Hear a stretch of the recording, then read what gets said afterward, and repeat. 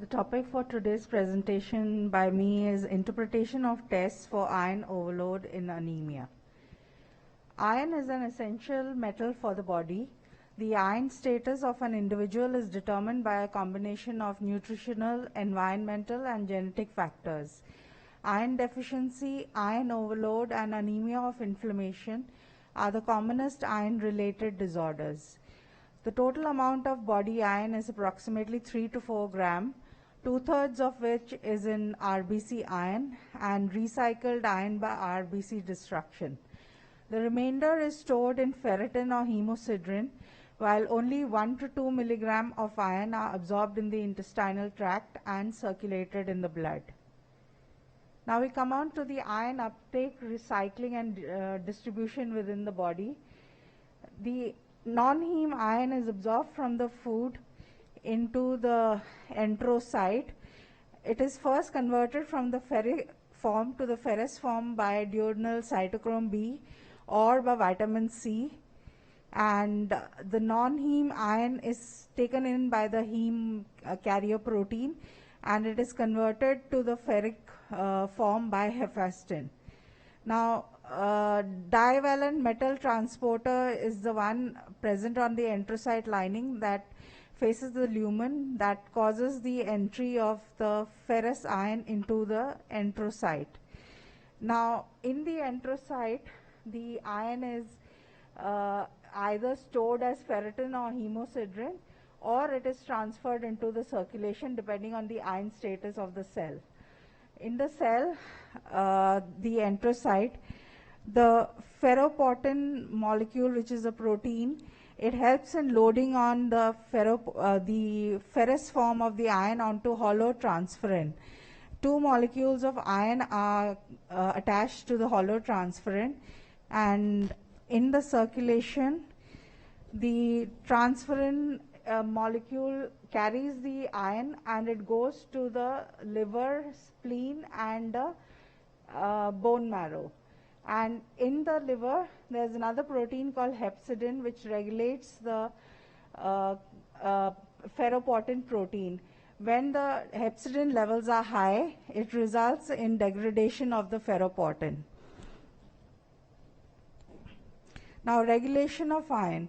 Hepcidin and iron regulatory proteins 1 and 2 regulate the iron content of the body.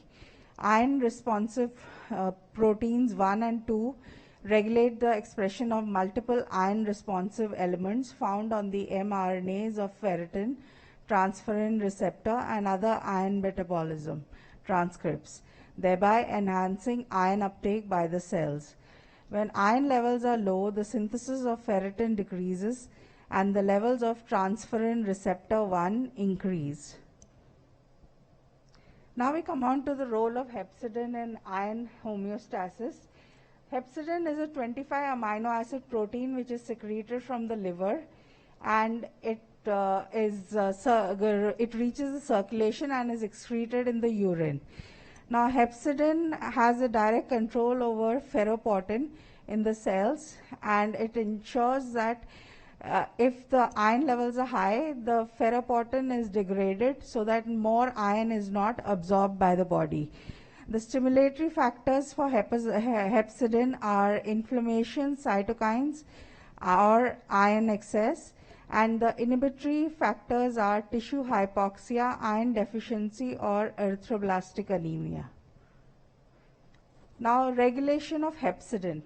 Hepcidin is regulated by a complex of transferrin receptor 2 and hereditary hemochromatosis protein, HFE, in the transcriptional regulation of hepcidin by hollow transferrin. Patients with the most common form of hereditary iron overload have mutations in the HFE gene, and they have lower levels of hepcidin. Now we come on to the indications for iron studies.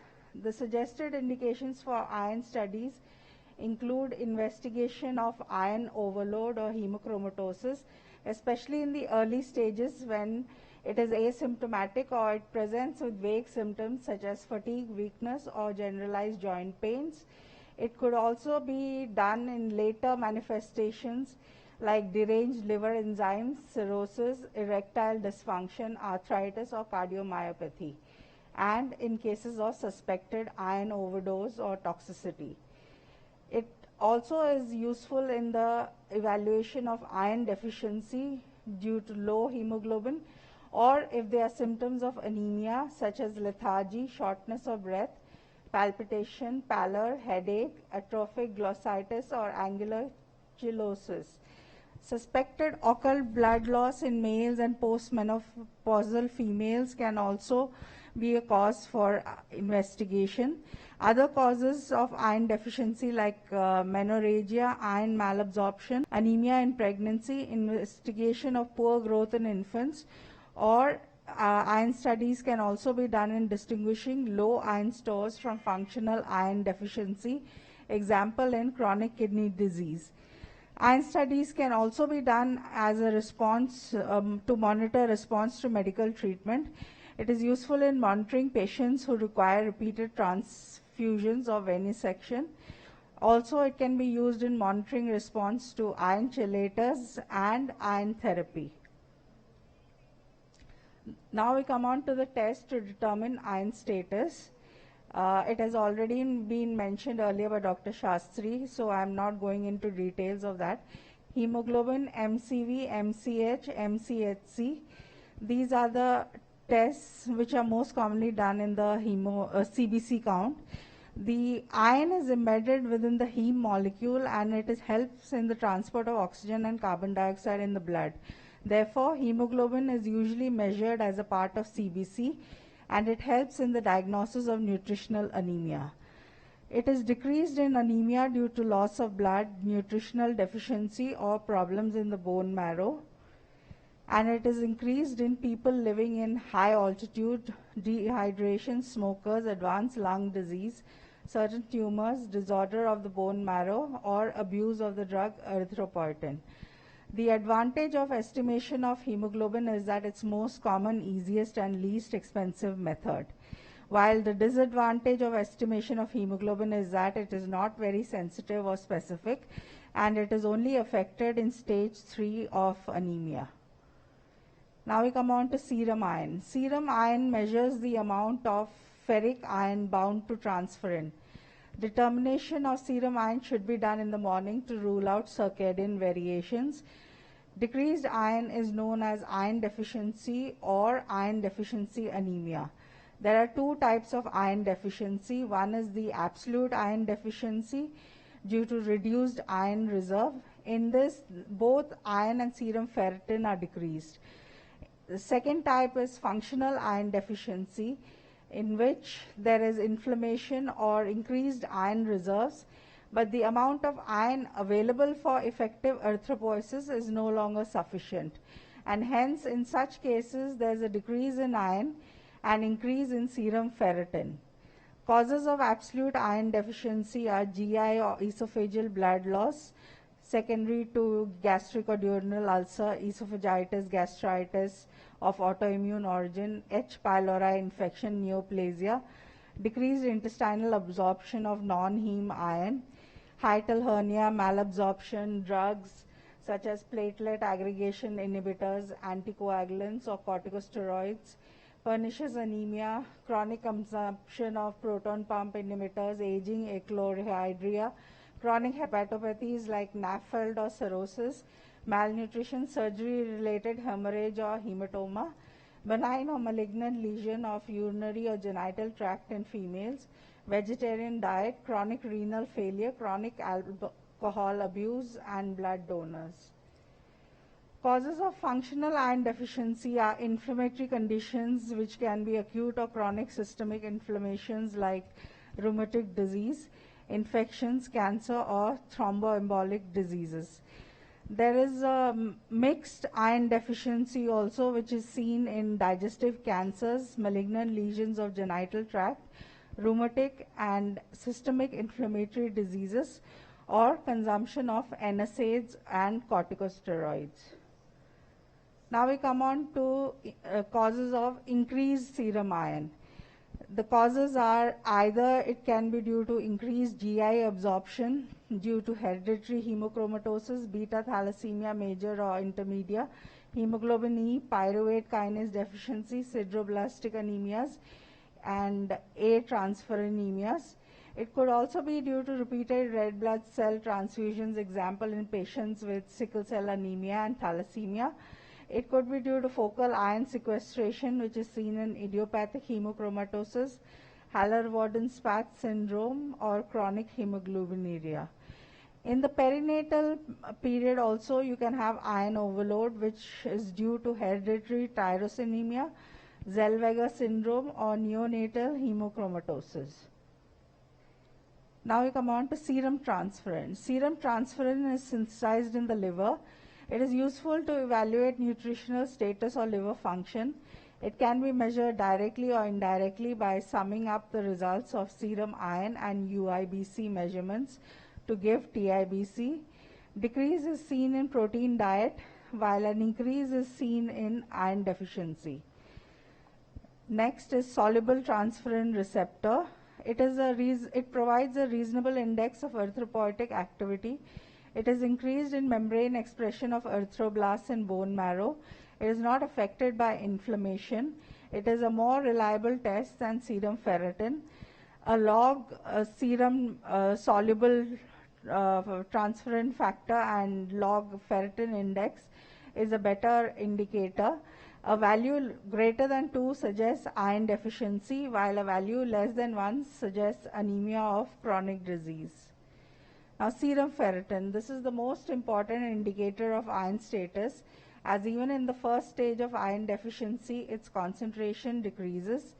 A ferritin molecule consists of 24 subunits of L or H ferritin, which is synthesized in the liver. H ferritin has peroxidase activity necessary for oxidizing iron before it can be loaded onto ferritin. Each ferritin molecule can store up to 4,500 iron atoms. The serum ferritin does not contain iron, therefore increased ferritin level may be found in iron deficiency. Ferritin serves as an important role in both iron deficiency and iron overload. The soluble TFR log ferritin index is better able to distinguish iron status. Increased serum and tissue ferritin are linked to inflammatory conditions, CAD, malignancy, and poor outcomes following stem cell transplantation. Serum ferritin is also directly implicated in familial hemochromatosis, sideroblastic anemias, neurodegenerative diseases, and hemophagocytic syndrome. Causes of hyperferritinemia. They can be either genetic causes or acquired causes.